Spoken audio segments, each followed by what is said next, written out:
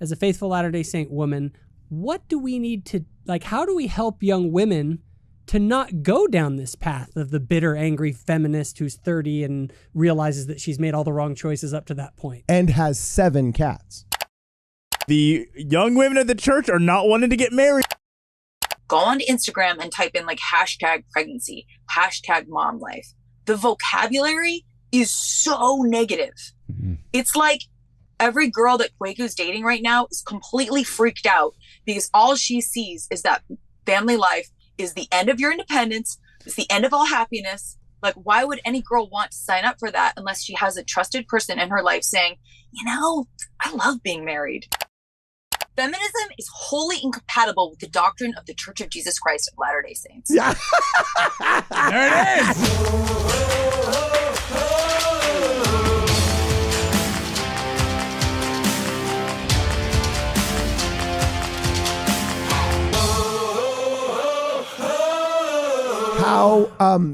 How can you're an experienced young women's president. You've been helping a lot of young ladies as they're in their formative years, getting ready to enter adulthood and face the world and all of these moral and physical challenges. What have you found to be effective in helping these girls have a moral compass on this issue that works and prepares them for the battlefield that is adult womanhood? Oh, that's a great question. So I'd say the first thing is you do need to teach the doctrine, because if people don't know the doctrine, they can't even make the choice. So they need to watch more Faith Matters Foundation videos on this subject. Is what right? Like they're already Jacob Hansen recommends. No, I'm just kidding. So what'd you say? You cut out. So they're getting exposed to like women in their ward who are late in life feminists who like, you know, made all of the traditional choices and then suddenly decide when they're in their 50s they want to be cool and advocate for all these things that their life story doesn't really reflect. Like the lady with 5 kids who's been married for 20 years who suddenly decides she wants to be empowered and like advocate for these things that have no doctrinal founding. And that would actually harm the people. Yeah. Yeah. And like it would have harmed her if she'd lived that. Yeah. And that's one of the things I actually started counseling moms to not do is I got married later. So I got married later. I worked. I kind of came into motherhood a little later and you know, so I got to see like the risks of living that life, of like the risks of missing out on a family and how sad and lonely you could end up if you're not going to prioritize family life. So when I saw these moms who have gotten married younger and had a family and had a really wonderful traditional life saying to their daughters, travel the world, marriage isn't what it's, you know, cracked up to be, like motherhood really sucks. I remember I just was like, you know, don't be surprised if your daughters believe you and they choose, because don't be surprised if they take your advice and they say family life isn't for me, I want to travel. And end up being like, you know, giving up these. And I think Jordan Peterson says it well, my dad says it well, like parenthood is peak life experience. What can I just say, as the youngest person here who's in YSA currently dating in Provo, the girls did listen. And the young women of the church are not wanting to get married. I mean, you got the couple, but so many are like, I don't want to get married. I want to explore. I want to travel. I want to be a boss bee. I want to go make a bunch of money. And it's like, can we go get a milkshake? Yeah, I'm getting a milkshake, but I just want you to know, like, I am literally independent. Like, I don't want. I'm like, geez, I didn't know your middle name. Like, I'm not trying to propose to you. No, it's a real thing. This massive independent movement, and it's what it's honestly going to lead to is just misery in your 30s when you're alone and like, sad. Is it safe now to say that like the church and the brethren, I should say, I will call out the brethren of the church. For 40 years, they have let what we now call wokeism run rampant because they were afraid of what the crazy feminist in the fifth row would get up and say. And it's still running rampant. And the ones that are Trojan horsing the worst of every bad idea out there, whether it's socialism, proto-Marxism economically, whether it's natalism or nihilism emotionally, whatever it is, the people that are the tip of the spear, like even Boyd K. Packer was lambasted for saying intellectuals, the LGBTQ movement, and feminists, right, were the biggest enemies of the church. Well, the feminists have been the tip of that spear. They still are the tip of the spear. They're the biggest advocate of every single one of these bad ideas that has literally tanked our birth rate down to 0. We're talking science here, not emotional politics. Science. Like, in the Church of Jesus Christ of Latter-day Saints, yet when will we have the guts to just say feminism has become an evil movement? It may have talked about human rights, like who do we give voting rights to? I'm the closest living relative to Clara Barton, one of the original suffragettes and one of the first people that advocated for the female vote. And I think that's a fair argument. Who do we let vote in our society? Do we let criminals? Do we let landowners? If you have 3 children, do you get more votes than somebody that has 1 children about whether or not we go to war? You know what I'm saying? Should we have ranked choice voting? Should we have individual voting? Should we have group voting? Like, all of these things about voting rights, I think are human rights and are good basic questions. Feminism stopped doing that first wave crap literally 100 years ago. In the 20s, we left the voting question behind and now started all these psychosocial questions that have made it so that you can't even trust to send your daughter to BYU anymore, thinking she'll come back with a testimony wanting to have a family. She might literally get brainwashed into thinking that for climate change, she shouldn't have children, and she's really just a lesbian and never knew it. Which is actually why I really appreciate what Rachel is saying here, because you just got to raise them better. You got to recognize other people are going to have an influence on them as well. But you as a parent have got to do your part in helping them understand the reality of the world that we live in. Isn't part of raising them saying, though, like, feminism has become a bad idea that leads to nothing but unhappiness?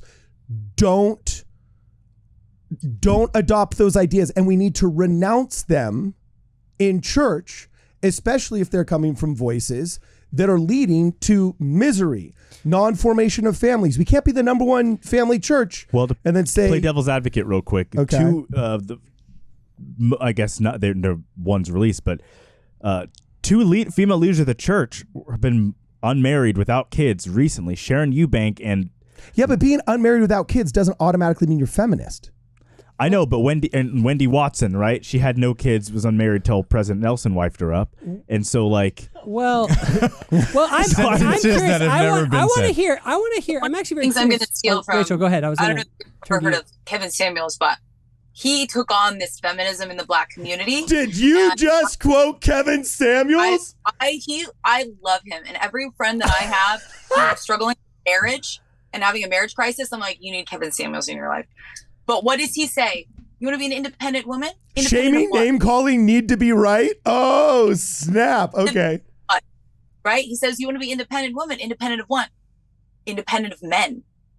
I have never met a man who walks around saying, I'm independent of women. I don't need women. Because they recognize that relationships are healthy and that, like, the greatest happiness you're going to have in your life is your personal life.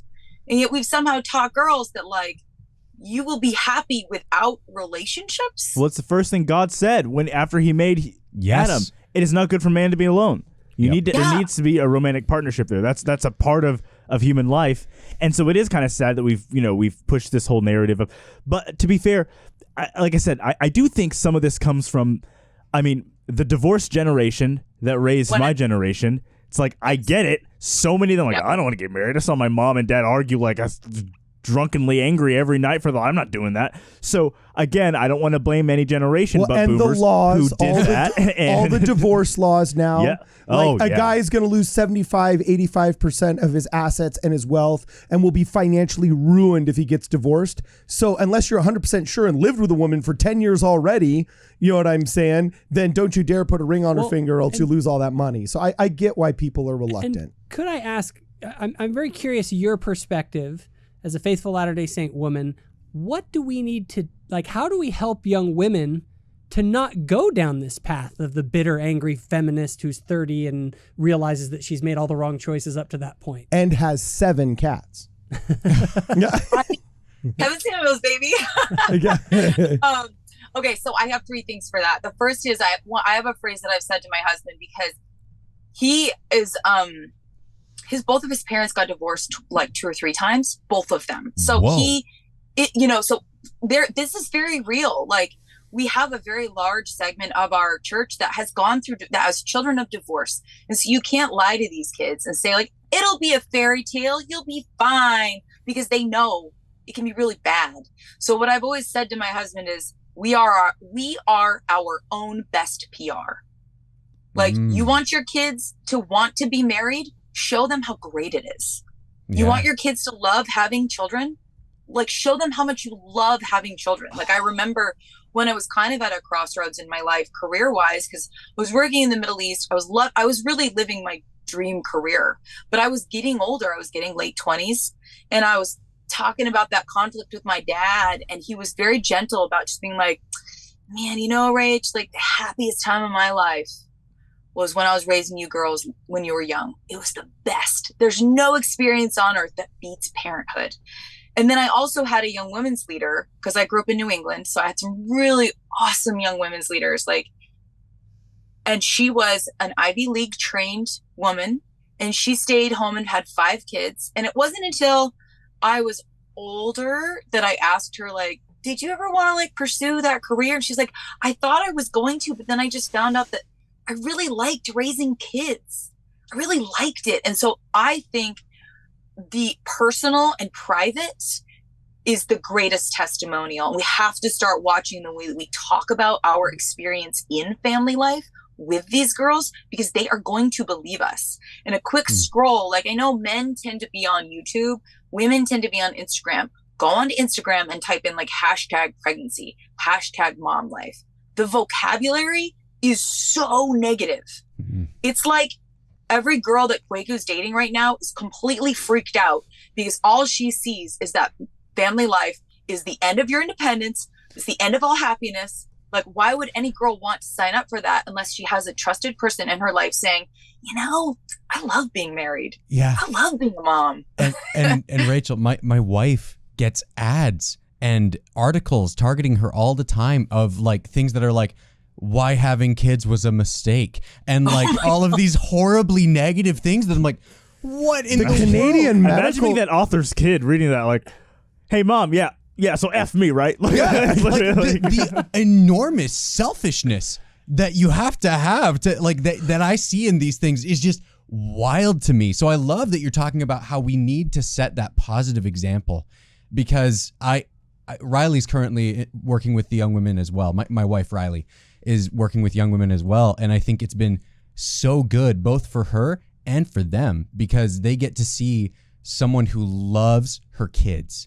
And they get to interact with one another. And it also, I think, gives her a little bit of hope to see kids who are being able to pick up on the things. Like you're saying, they'll believe her when she tells them the good things and lives that example. See, now here's Rachel coming up with something beautiful about how, you know, instead of trying to make public statements like we need to call out by name feminism from the pulpit that are very incendiary and akin to dropping napalm on social media, right? She instead takes a better path, A higher and holier a way. higher and holier path, and says we need to privately show people how much we love being mothers and advocate for positive motherhood. See, I was hoping you would just name out individual movements and feminists in particular, preferably in less than 60-second sound bites that could become YouTube shorts and Instagram reels.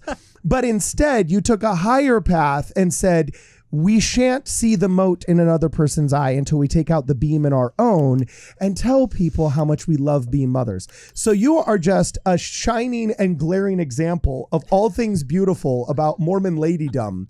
And I hope that all the young women that are listening recognize that being a mom is super cool and awesome, and not what those freaking Instagram ads say, and not what all the nihilists and the anti-natalists say. It's freaking rad. Yeah. So what?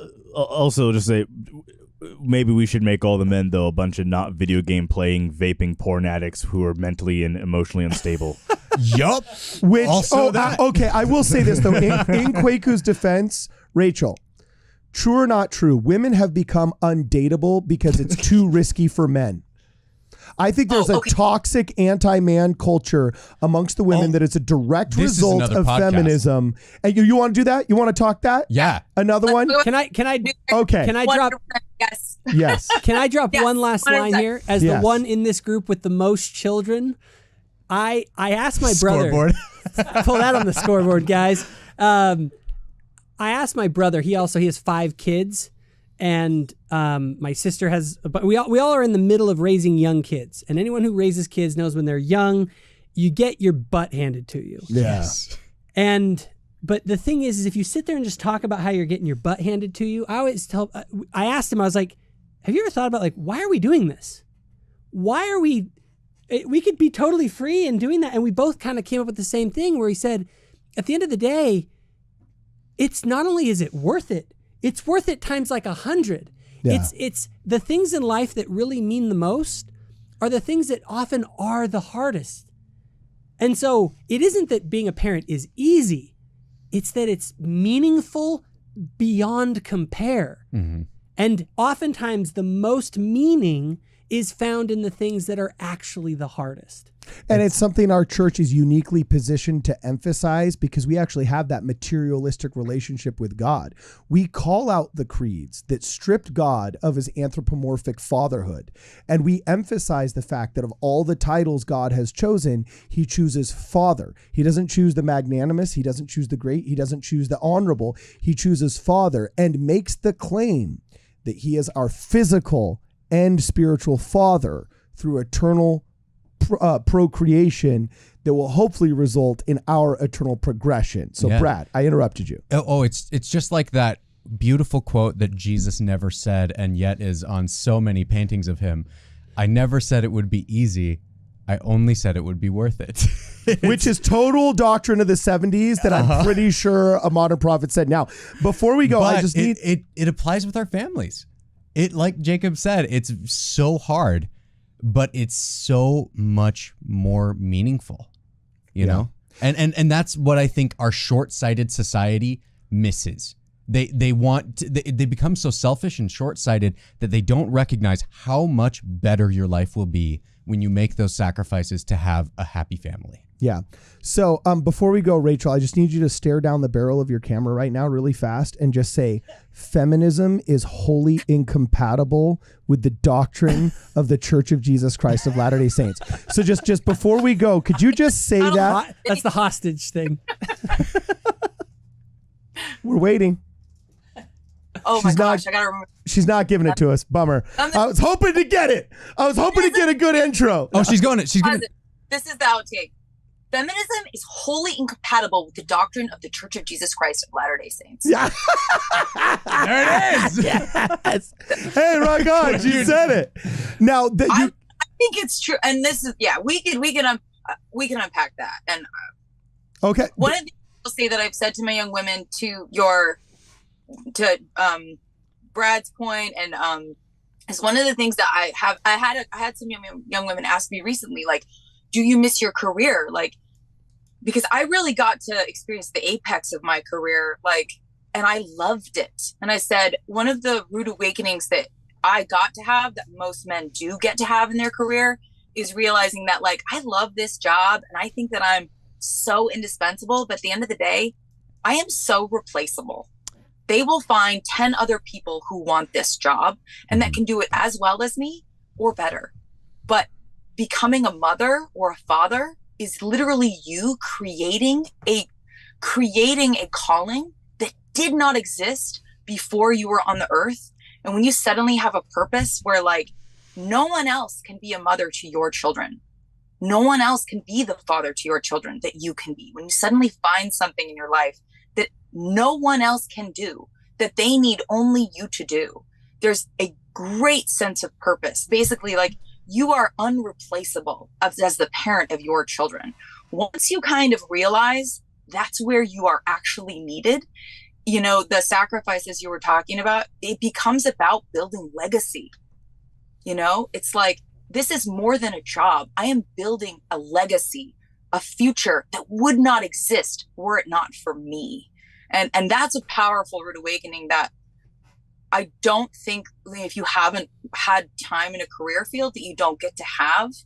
Sometimes I think for women, they don't have that career trajectory where they get to the point where, and I think you guys have probably had that in your careers. I know my husband has it in his, where he's like, I loved my career. I was passionate about it. And at some point I got to the point where I was like, this is meaningful because I'm providing for my family. Yep. That's what That is epic. If you're trying to suggest that men preserve society while women preserve life, awesome. Rock on. Okay, so we got to jam, but we're definitely going to have you back on the program because you are great. Her name is Rachel Patterson. And what's your podcast? What's your socials? How can people find you? You guys are awesome. So you can see me on YouTube. I have a channel called Women in Priesthood. And Nice. that's much it. Okay, cool. This is Midnight Strike Through Mormons. We will see you guys in the next program.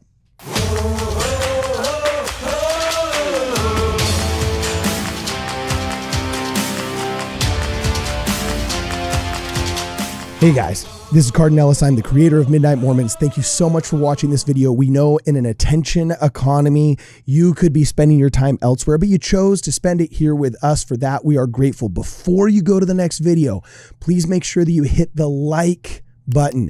It tells the algorithms that you like our content and it will hopefully recommend more content in the future.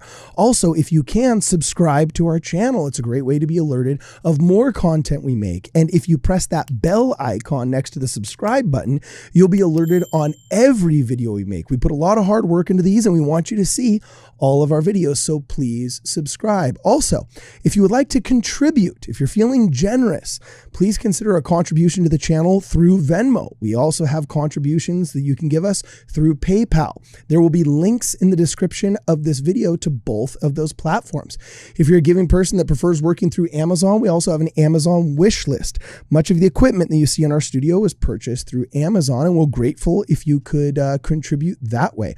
Also, somewhere around like here, I'd say, and somewhere around like right here is going to be a recommendation for more of our content that you might like. So please click on another video and we'll see you there. Either way, we're glad to have you here. Thanks for hanging out with us. This is Midnight Strike Through Mormons. We will see you in the next video.